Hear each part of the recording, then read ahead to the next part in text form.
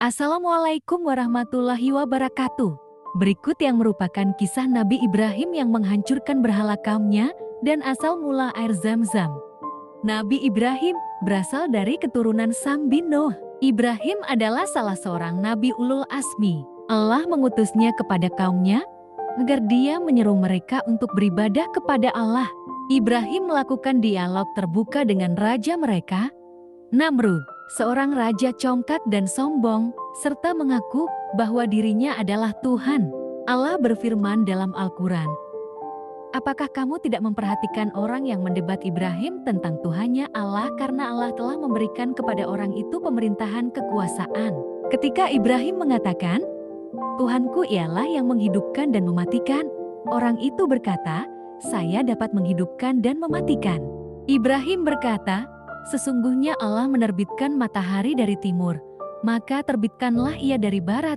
Lalu heran terdiamlah orang kafir itu. Allah tidak memberi petunjuk kepada orang-orang yang zalim. Surah Al-Baqarah, ayat 258.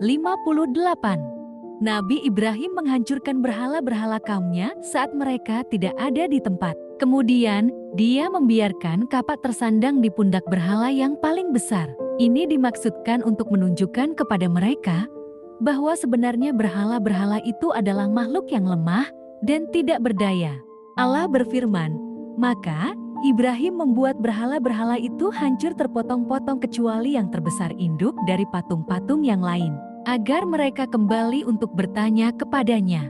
Surah Al-Anbiya ayat 58. Maka tampaklah bagi kaum itu betapa lemahnya berhala-berhala itu. Namun, mereka masih saja tenggelam dalam kesesatan dan kegelapan. Bahkan, lebih jauh dari itu, mereka menetapkan untuk membakar Ibrahim, tapi Allah melindungi Ibrahim dari panasnya api. Allah berfirman, mereka berkata, "Bakarlah dia dan bantulah Tuhan-Tuhan kamu, jika kamu benar-benar hendak bertindak." Surah Al-Anbiya ayat 68. Setelah demikian panjang perjuangan yang dia lakukan, tidak ada seorang pun yang beriman pada ajakan dan seruan dakwahnya, kecuali istrinya yang bernama Sere dan sepupunya Luz. Maka mereka pun hijrah ke negeri Syam. Nabi Ibrahim datang dari Irak menuju Syam yang kemudian dia tinggal di kota Al-Halil di Baitul Maqdis. Ketika terjadi kekeringan yang demikian panjang, dia bersama istrinya berangkat menuju Mesir. Tatkala penguasa Mesir melihat istri Ibrahim, dia jatuh cinta dan ingin mengawininya. Maka Nabi Ibrahim meminta istrinya untuk mengatakan pada penguasa itu bahwa dia adalah saudarinya. Memang dia adalah saudarinya dalam agama. Ini dilakukan karena adanya kekhawatiran dari Nabi Ibrahim bahwa jika dia mengatakan yang sebenarnya, maka dia akan dibunuh oleh penguasa itu. Allah melindungi istri Nabi Ibrahim dari kejahatan raja zalim itu. Setiap raja itu akan menyentuh istri Ibrahim, maka tangannya selalu lumpuh. Raja itu pun tahu siapa sebenarnya wanita itu, dan dia menghadiahkan seorang budak padanya yang bernama Hajar. Kemudian raja itu memerintahkan agar Ibrahim, istrinya, dan budak yang dia hadiahkan itu segera keluar dari Mesir. Nabi Ibrahim kembali ke Halil di Syam dan tinggal di sana. Ser, istrinya, memberikan Hajar pada Ibrahim untuk dinikahi. Ser berkata, "Semoga Allah mengaruniakan seorang anak darinya." Maka, setelah beberapa lama menikah, Hajar hamil dan melahirkan seorang putra yang bernama Ismail. Namun, Sarah dilanda cemburu yang sangat kuat dan meminta kepada Ibrahim agar Hajar bersama anak yang baru dilahirkannya itu pergi dari sisinya.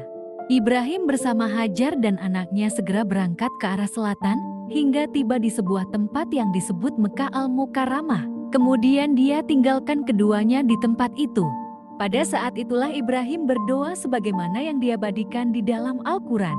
"Ya Tuhan kami, sesungguhnya aku telah menempatkan sebagian keturunanku di lembah yang tidak mempunyai tanam-tanaman di dekat rumah Engkau Baitullah yang dihormati. Ya Tuhan kami yang demikian itu agar mereka mendirikan syalat. Maka, jadikanlah hati sebagian manusia cenderung kepada mereka dan beri rezekilah mereka dari buah-buahan, mudah-mudahan mereka bersyukur." Surah Ibrahim ayat 37. Kemudian Ibrahim kembali ke Syam, sedangkan Hajar yang ditinggalkan Ibrahim di Mekah mulai kehabisan air. Tatkala air itu habis, dia segera mencari air. Dia berlari-lari kecil antara Syafa dan Marwah sebanyak 7 kali untuk mencari air itu. Hingga akhirnya dia datang ke tempat Zamzam. Ismail yang masih kecil memukul-mukulkan kakinya ke tempat itu sambil menangis karena kehausan. Maka memancarlah air dari tempat itu dengan izin Allah. Kemudian mereka tinggal di tempat itu. Sementara itu, kabilah Jurhum yang berada di Yaman melakukan migrasi dan melewati Mekah. Hajar mengizinkan mereka untuk tinggal bersama ia dan putranya di tempat itu. Ismail tumbuh di tengah-tengah kabilah Jurhum itu. Itulah kisah Nabi Ibrahim yang menghancurkan berhala-berhala kaumnya dan asal mula air Zamzam. Semoga bermanfaat. Terima kasih. Assalamualaikum warahmatullahi wabarakatuh. Jangan lupa subscribe.